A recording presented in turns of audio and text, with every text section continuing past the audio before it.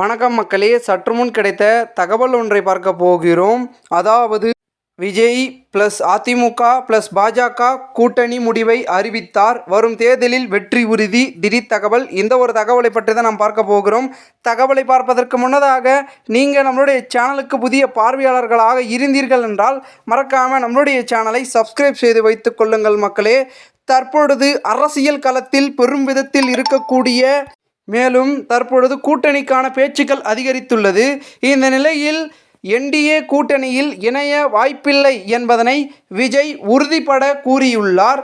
நேற்றைய தினம் சமீபத்தில் விஜய் அவர்கள் காஞ்சிபுரத்தில் ஒரு நிகழ்ச்சியை நடத்தினார். அந்த நிகழ்ச்சியில் குறிப்பிட்டிருக்கிறார். அதாவது கரூர் துயரம் பிறகு அதிமுக தாவேகா கூட்டணி பேச்சுவார்த்தை நடத்தியதாக தகவல்கள் வெளியானது.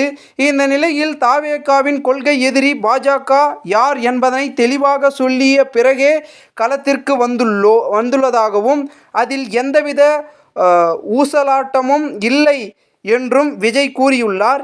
ஏனெனில் இன்றைய பேச்சில் பிஜேபியை விஜய் விமர்சிக்கவில்லை என்பது குறிப்பிடத்தக்கது. மேலும் இதனைத் தொடர்ந்து விஜய் அவர்களுடைய அதிரடியான இந்த பேச்சுக்கள் கூட்டணிக்கான ஒரு யுக்தியாக இருக்குமா என்ற பேச்சுக்களும் இருக்கிறது. ஆனால் அவர் பாஜகவுடன் உறுதியான கூட்டணி இல்லை என்பதை தெரிவித்து விட்டார். மேலும் கரூர் துயரத்திலிருந்து விஜய் பாடம் கற்றுக்கொண்டதாக அரசியல் நோக்கர்கள் கருத்து தெரிவிக்கின்றனர். அத்துயரம் விஜய் தாமதமாக சென்றதே காரணம் என குற்றச்சாட்டு வைக்கப்பட்டது. இன்றைய நிகழ்ச்சியில் விஜய் 30 நிமிடங்கள் முன்பாக வந்தார்.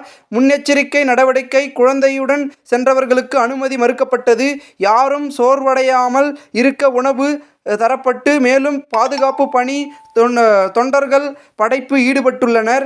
இதனால் பெரும் விதத்தில் செயல்பட்டு கொண்டிருக்கிறார்கள் விஜய் அவர்கள். இதனால் பார்த்திங்கன்னா 2 மாதம் பிறகே விஜய் அவர்கள் மக்கள் சந்திப்பு நடக்கிறது. காஞ்சிபுரத்தில் சற்று ஒரு பெரும் விதத்தில் பார்த்திங்கன்னா 2000 பேருக்கு மட்டுமே அனுமதி அளிச்சிருக்கிறார்கள். ஏன்னா இது போன்ற அசம்பாவிதங்கள் நடக்கக்கூடாது அப்படின்றதுக்காக அதை பண்ணியிருக்காரு.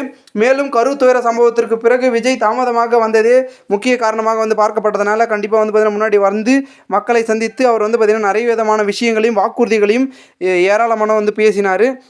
அதன் பிறகு பார்த்திங்கன்னா கரூர் சம்பவத்திற்கு பிறகு பொறுப்பேற்காமல் ஆளுங்கட்சி மீது பழி போட்டார் என விஜய் மீது விமர்சனம் வைக்கப்பட்டது.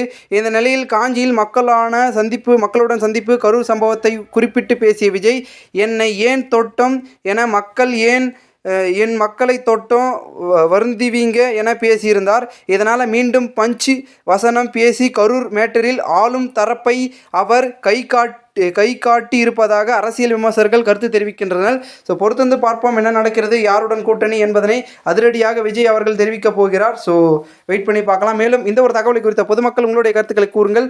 இதுபோன்று நீங்கள் அரசியல் சாதனை நிகழ்வுகளாம் தினசரி தெரிந்து கொள்ள சேனலை சப்ஸ்கிரைப் பண்ணுங்கள். நன்றி, வணக்கம்.